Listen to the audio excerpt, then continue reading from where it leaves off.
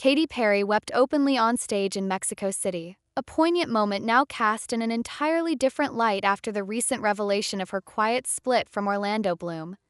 In the resurfaced fan-shot footage, captured just weeks before the breakup went public, the pop star's emotional vulnerability was impossible to ignore, especially as she broke into a trembling rendition of her 2010 song Pearl, a track long believed by fans to reflect emotional turmoil within a deeply strained relationship. The heartbreaking video, once interpreted as a standard performance, now seems laden with hidden meaning. It offers a raw, unscripted glimpse into a star who, despite the sequins and pyrotechnics of the world stage, was unraveling within. The teary performance, delivered under the glowing lights of Mexico City's arena, has now become a symbol of the private agony Katy was enduring while maintaining the high-energy facade of a global tour. Her voice cracked mid-lyric. She stopped, screamed, not in a way that seemed performative, but in a cry that carried something haunting, personal, and real. At the time, fans were quick to defend her visible emotion, some attributing it to exhaustion or the physical toll of performing at high altitudes. But in hindsight, every note, every gesture, every tremble in her voice now points toward a woman battling a storm behind the curtain. Her rendition of Pearl, a song about reclaiming self-worth after allowing someone to dominate your sense of self, struck a raw chord. When she held the words, "I let him rule my world," and followed with, "But I woke up and grew strong," the lines hit with an intensity that seemed autobiographical. The split with Orlando Bloom, which reportedly came after a long stretch of tension, has sent shockwaves through fans who once believed the duo were on solid ground. After all, Katy and Orlando's story had seemed like one of rare second chances in the volatile world of celebrity romance.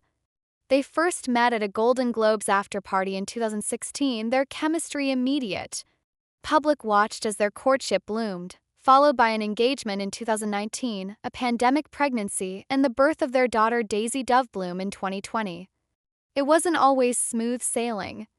Couple previously took a break in 2017, citing different visions for their future.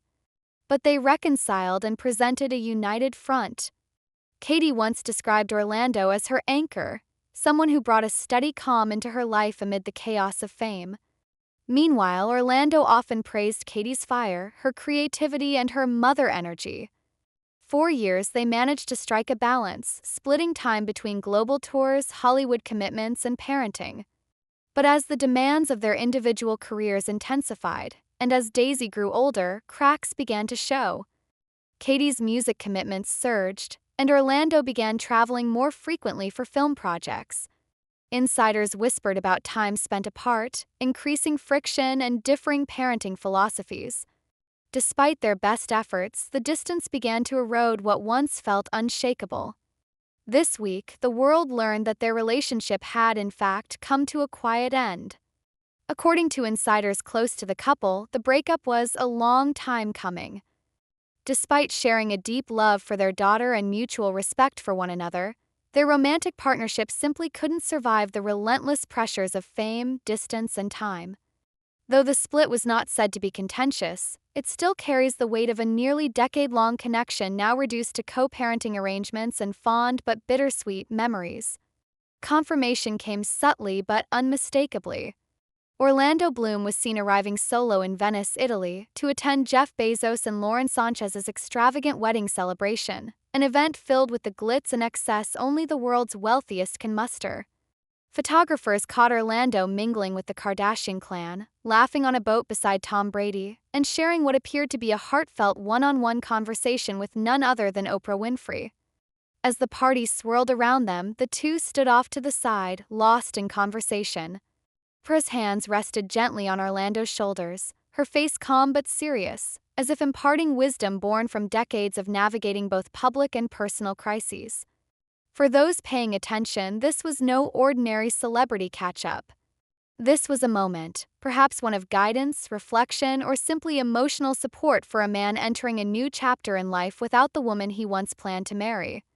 Meanwhile, on the other side of the world, Katy Perry was in Australia for her Lifetime's tour. Her social media posts from Down Under tried to remain upbeat, filled with backstage snapshots, rehearsals, and colorful fan interactions. But fans quickly noticed a recurring melancholy in her tone. Her captioned messages grew increasingly introspective. She mentioned feeling humbled, grateful but tired, and on a journey of rediscovery. The subtext was unmistakable. Katy, too, was navigating the early waves of heartbreak.